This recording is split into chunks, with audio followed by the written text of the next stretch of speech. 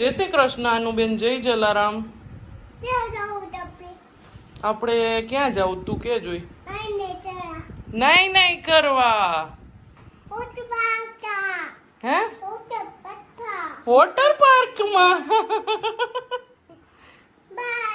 By. બસ પૂરું? Okay. હા, video ને પૂરું ને હવે. ઓકે, એને કહી દેશું. હાલો. જય શ્રી કૃષ્ણ બધાને, જય જલારામ. કેમ છો બધા? આજે છે સન્ડે અને અમે જઈ રહ્યા છીએ વોટર પાર્કમાં. ક્યાં જઈ રહ્યા છીએ એ ડિસાઇડેડ નથી. બે એક રાખ્યા છે સિલેક્શનમાં, પણ હવે જોઈએ કઈ રીતનું થાય છે એ. અને આજે મારી હેલ્પર નહોતી આવી તો પહેલાં ફ્લોર ક્લિનિંગ ને એ બધું કર્યું. દીપક ગયા છે શાવર લેવા ને હવે હું જાઉં છું. બે દીકરીઓ થઈ ગઈ છે રેડી અને બસ હવે નીકળવાની જ તૈયારી છે. તો મળીએ તમને આગળ, પછી ક્યાં જાય છે એ બતાવશું. કાનું બેન કહી દે તો એકવાર. ડોસા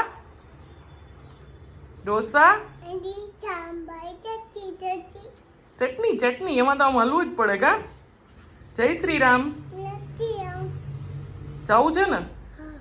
બહુ વાર લઈ ગઈ. કા હે શું? હા, ક્યાંય લઈ જાય છે જો એમ. કા આપણે ક્યાં જવું જાનસી? વોટર પાર્કમાં. યે ગટુડા ગટુડા. હાલો આનું આપણે ક્યાં જવું છે? આનું ક્યાં જવું છે? વોટર પાર્કમાં તો ખબર છે. ચાલો રેડી. આ લોકો નાશે, મારે તો નાવાનું નથી. મારા આંસીને સાચવવાનું છે. કા અમારા ઉપર વિશ્વાસ ન આવે કે હું આવું એક સર છે આંસીને હું જ સાચવીશ. એને ટીનીટસ છે એટલે અત્યાર નથી, પણ એમાં એને મનાઈ હોય પાણી કાનમાં ન જવું જોઈએ. એટલે બે વસ્તુ છે. ચાલો તો હવે અમે જાય છે વોટર પાર્ક. તો જો ફાઇનલી અમે પહોંચી ગયા છીએ ધ લાયન વોટર પાર્કમાં. અને કોપીરાઇટનો ઇશ્યુ આવે કારણ કે અહીંયા મ્યુઝિક ચાલુ હતું એટલે બંધ કરી દીધું છે વોલ્યુમ. અને બહુ જ સરસ હતું. જો તમને દેખાય છે, અમે પહેલી વાર આવ્યા 12 વર્ષમાં અને ત્યાંના કોસ્ચ્યુમ અમે લઈ લીધા છે. કારણ કે સ્ટાર્ટિંગમાં હિયા નાની હતી ત્યારે દીપકને થોડુંક બહુ એને પેલું થાય કે નહીં, છોકરાઓને લઈને પાણીમાં જવાનું એને ઓછું ગમે. અને પછી જ્યારે અમે હિયા 4-5 વર્ષની થઈ ત્યારે કોવિડ આવી ગયો હતો. લાસ્ટ ટાઈમ અમે નીકળ્યા તેનો વ્લોગ પણ બનાવેલો છે. તો ત્યારે રાજકોટમાં એક એવી ઘટના બની હતી કે એને લીધે બધા વોટર પાર્ક બંધ હતા. તો એવું કંઈક હતું. નાન્સીબેન સૌથી પહેલાં આવતા નહોતા અને પછી પાણીની બહાર નહોતી નીકળતી. પછી એને મજા આવતી હતી ધીરે ધીરે. તો બસ જો ફૂલ એન્જોય કર્યું બધાએ.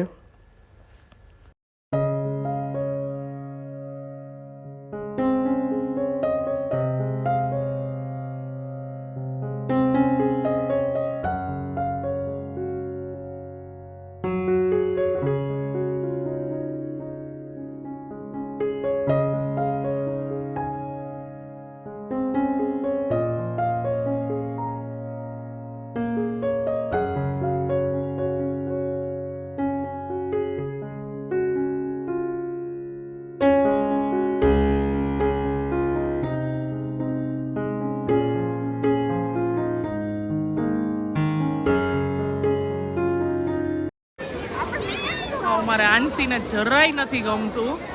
એ એમ કહે છે ઘરે જ જવું છે. હવે હિયાને બહુ ગમે છે એટલે આવું થાય. એ એકવાર અહીંયા પાણીવાળાને પગે નથી કર્યા. બોલો આવું છે નહીં? લાલ ચોર થઈ ગઈ પણ નાવું નથી. હા જો થી બે બધું બંધ હોય ને એટલે મ્યુઝિક બંધ છે એટલે આપણે વિડીયો લઈ શકીએ. દીપકને નાવાનો બહુ શોખ હતો, સ્વિમિંગનો એ બધો હતો, પણ હવે યાર ટીની પાસે બધું પૂરું કરી નાખ્યું નહીં. અત્યારે બ્રેક ટાઈમ છે, એટલે કે લંચ ટાઈમ 1 થી 2. કા અમે જમી લીધું. આંસુ બે હજી અમારા સદમામાં છે કે આ લોકો અહીંથી જાય તો સારું હવે.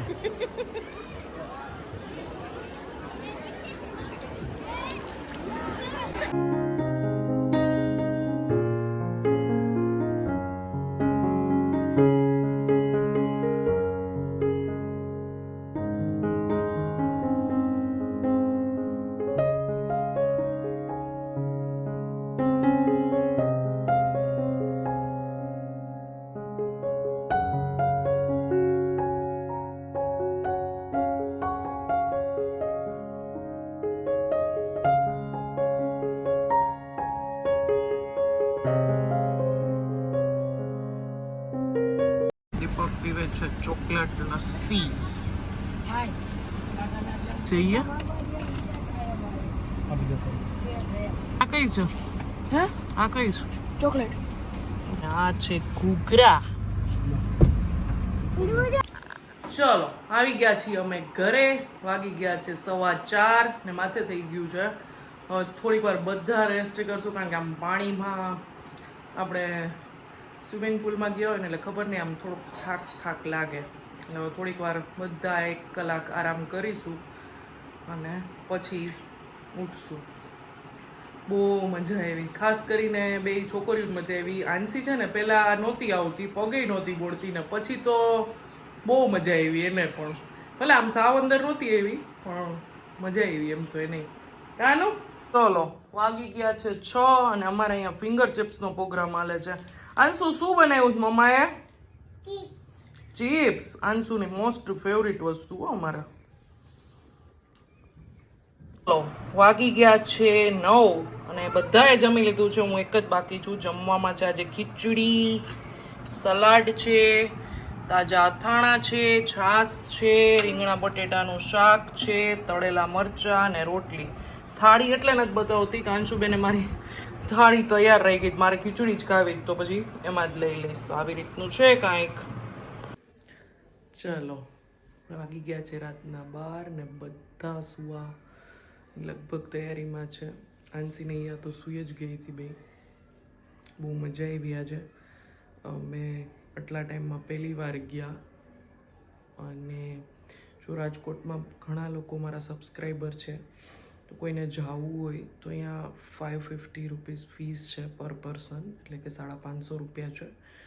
એમાં લંચ ઇન્ક્લુડેડ છે અને કોસ્ચ્યુમના પૈસા આપણે અલગથી આપવાના. બધું તમે ગૂગલમાં સર્ચ કરી જ લેતા હોય, પણ મેં વેકેશન છે અને મારા રાજકોટના જ ઘણા સબસ્ક્રાઈબર છે અને આજુબાજુના ગામના પણ, રીબડા જેતપુરનિયાથી પણ લોકો રાજકોટમાં વેકેશન કરવાને આવતા હોય છે, ફરવાને એમ.